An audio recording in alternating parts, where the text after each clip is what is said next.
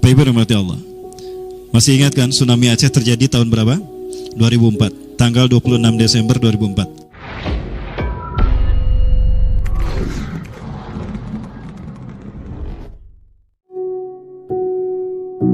Bapak Ibu sekalian, saya tidak bercerita yang lain. Ini fakta hasil investigasi kami. Mohon maaf sekali lagi, ini muhasabah. Saya tidak bermaksud menjelekkan sebuah daerah, tidak. Ini Indonesia, negara kita. Ya, rumah kita, kampung halaman kita. Bapak Ibu rahmati Allah. Masih ingat kan tsunami Aceh terjadi tahun berapa? 2004, tanggal 26 Desember 2004. Kisah ini sampai pada saya, dan demi Allah kita sudah bahas di sini ya. Dan ada salah satu dari orang Aceh yang hadir, sudah 3 orang Aceh yang mendengar cerita saya. Mereka mengatakan, iya, saya mendengar Ustaz, saya korbannya juga, korban tsunami. Tapi alhamdulillah saya selamat, tapi orang tua saya, adik-adik saya sudah tidak ada. Mereka menjadi korban. Dan ini pernah hadir di Trans Studio. Ceritanya begini. Ya. Sesuatu yang membuat kami tidak bisa memahaminya ini. Tapi ini adalah i'tibar dari Allah.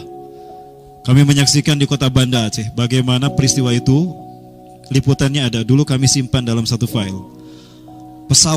Kapal peri yang begitu besar itu terpontang-panting, terseret sampai ke tengah kota Banda Aceh, sampai terdampar di atas hotel berbintang 5. Kapal peri yang bisa memuat truk, 10 truk, beberapa puluh mobil, motor dan penumpang, itu bisa tersapu sampai ke beberapa puluh kilometer ke kota Banda Aceh. Tapi di pinggir pantai, di sana ada makam Syah Kuala di Banda Aceh. Di makam Syah Kuala itu numpuk yang namanya kondom dan minuman bir. Sesuatu yang tidak masuk di akal, Bapak Ibu. Kapal peri bisa terseret sampai ke tengah kota, kok kondom masih di pinggir pantai sama botol minuman keras. Berarti itu isyarat dari Allah. Allah sisakan itu untuk menjadi itibar, mauizah bagi kita. Maka kami cari data, ternyata ketemulah seorang ustadz pernah memperingatkan. Orang-orang yang datang ke sana itu bukan orang Aceh. Sebagian besar dari mereka adalah para pendatang, para wisatawan yang membawa virus perilaku itu ke dalam kota Aceh. Mereka melakukan pesta nudis di pinggir pantai. Yang paling memalukan, ketika itu kita bawa sebagai barang bukti ke Bandung, ketika kita laporan, itu di sana ini bukan saya tidak ikut. Ya, ini tim dari pesantren kami yang berangkat.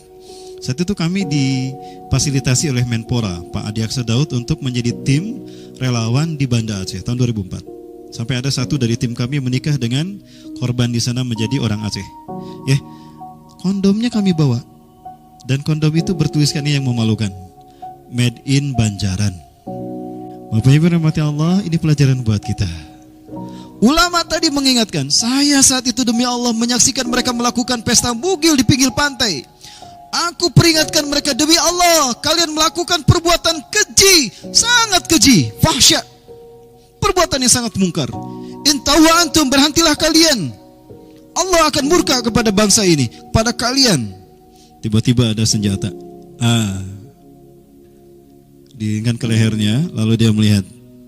Ya, Bapak Ibu tahu yang punya senjata siapa? Ya, pergi, atau kalau tidak saya tarik pelatuknya.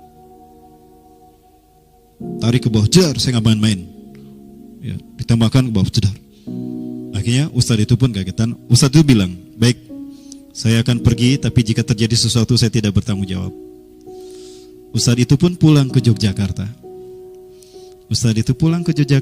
Pagi-paginya nyetel di tanggal 26 Desember terjadi peristiwa itu. Ingat, azab Allah di dalam surat Al-Anfal dijelaskan akan ditimpakan kepada kaum ketika, satu, mereka sedang tidur, kedua, ketika mereka di pagi hari sedang bermain-main. Pagi harinya tsunami itu terjadi. Ya, Bapak Ibu sekalian yang dirahmati Allah, pelajari surat Al-Anfal, bagaimana hukum Allah ditimpakan. Ini karakter surat Al-Anfal dan rumusan bencana bagaimana Allah timpakan pada manusia. Baik Bapak Ibu rahmati Allah. Dan ingat, Rasulullah memberitahukan pada kita, jika kalian berada di tempat yang dulu ada kaum yang diazab di atasnya, maka jangan berlama-lama. Ini adalah mereka yang diazab nyaris sama, yaitu di Pompei, di lereng Gunung Vesuvius, Italia. Pernah mendengar cerita kaum Pompei? Ada filmnya kan? Yang dibuat oleh Hollywood tentang Pompei. Mereka melakukan perbuatan juga yang sama, kejinya. Mereka memang laki-laki dengan laki-laki, perempuan, tapi perempuan dengan laki. Cuma zina mereka lakukan di depan rumah.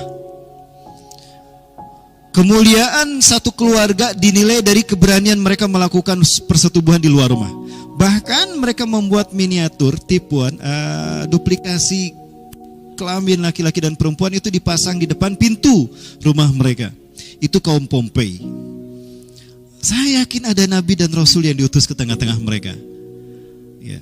Namun karena mereka melakukan perilaku keji tadi, orang-orang soleh didakwahkan pun ditolak, bahkan diusir seperti mereka lakukan pada Nabi Lut, maka Allah timpakan azab. Ya, nauzubillah min dzalik.